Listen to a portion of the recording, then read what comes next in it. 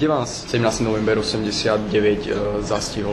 Vracal som sa rýchlikom z Budapešti do Bratislavy a vtedy sme počuli ako prvé informácie o tom, čo sa deje v Prahe, že študenti vyšli do ulic a tak ďalej, takže to bol môj 17. november. Ako ste to vnímali, teda tú situáciu? Isté to nebol len jeden deň, všeličo sa potom odohralo. Možno na rozdiel od mnohých tých, ktorí boli na námestiach a štrngali kľúčmi, vedela som asi viacej odhadnúť dopredu, že čo prinesú pozitívne, čo prinesú aj negatívne, takže môj vzťah bol vždy kritickejší. Skoro mi bolo evidentné, že kam sa tá spoločnosť bude uberať, možno skôr ako mnohých iným. Čakali ste to? Nie, rozhodne. Myslím, že oveľa profesionálne zdatnejší ľudia nečakali, že sa niečo takéto udeje a už vonkoncom nečakali, že sa to uskutoční tak rýchlo, ako sa to uskutočnilo. Bolo to prekvapenie doma, bolo to prekvapenie, ešte väčšie prekvapenie možno vonku. Poviem, že Západ bol rovnako zaskočený, ako my sme boli zaskočení. Nielen, že my sme neboli pripravení, ale ani Západ nebol pripravený. Čomu podľa vás vďačíme za to, že tá revolúcia prebehla tak nežne a preto dostalo vlastne aj tento prívlasok. Čomu teda vďačíme za to, že to nedopadlo podobne ako napríklad v Rumunsku? V Rumunsku bol predsa len tvrdší režim, oveľa tvrdší režim ako u nás a preto aj tá revolta nadobudla takýto až krvavý rozmer. Režim býval v Československu.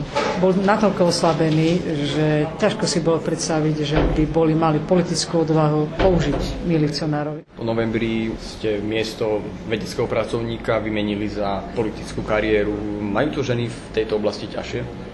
Určite áno. Dneska sme o tom aj hovorili, že súvisí to aj s volebným systémom, ktorý je v Slovenskej republike, kde politické strany ešte dodnes po 20 rokoch nedocenili, čo by získali, keby oslovovali viacej žien. Prosím som žien aj svoje potenciálne voličky.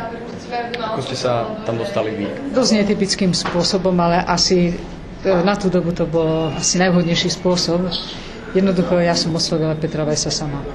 Poďme ďalej do súčasnosti trošku. Pozíciu premiéra Slovenskej republiky v súčasnosti zastáva žena. Ako vnímate premiérku Ivetu Radičovú? Je podľa vás slabou premiérkou, ako ju mnohí označujú? Myslím, že jej hlavná nevýhoda je, že nemá dostatočnú oporu v politickej strane, bez toho sa jednoducho nedá byť silnou premiérkou. Ako prvá žena ste dostali ocenenie najlepší minister financií. Určite teda viete zhodnotiť to neposkytnutie požičky Grécku, ktoré bola aj premiérka Iveta Radičová trochu vysvetľovať v Nemecku, ak sa nemýlim teda. Neurobili sme dobre. Vstupom do eurozóny si treba uvedomiť, že sme vzali na seba aj určité záväzky. A bolo to veľmi zle pochopené, interpretované aj médiami, ale aj politickou garnitúrou. Jedná sa o eurozónu.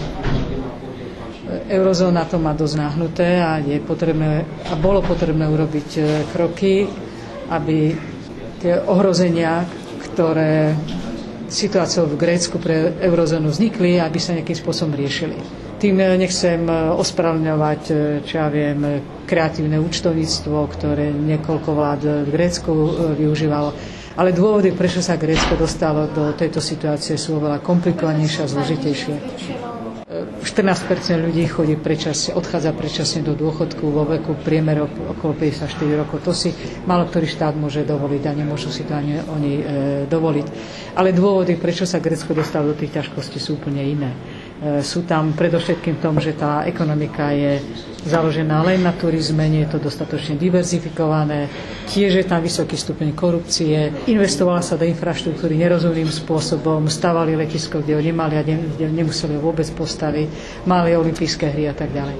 Ale vrátim sa k tomu, že predsa Slovenská republika rovnako čerpala úvery. Čerpali sme ich z Medzinárodného menového fondu na podporu platobnej bilancie. A nebolo to jedenkrát. Pomohli nám prirodzene.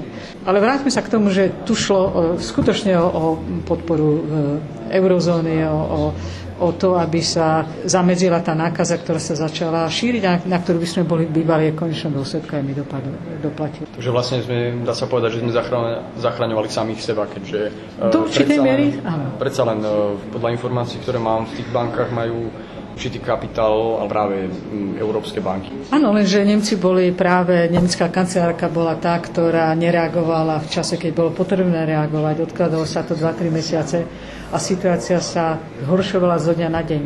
Trhy na to reagovali mimoriadne negatívne. Kam budú smerovať vaše kroky po návrate na Slovensko? Dopraje si Brigita Šmigdorová konečne odpočinok? Odpočinok nie, lebo sa chystám na niečo aj prednášať na 2 vysokých školách.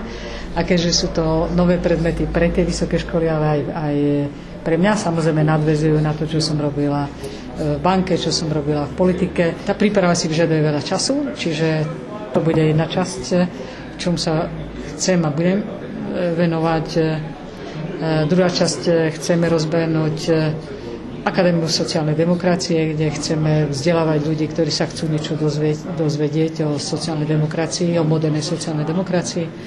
A ak budem môcť, tak chcela by som aj niečo napísať.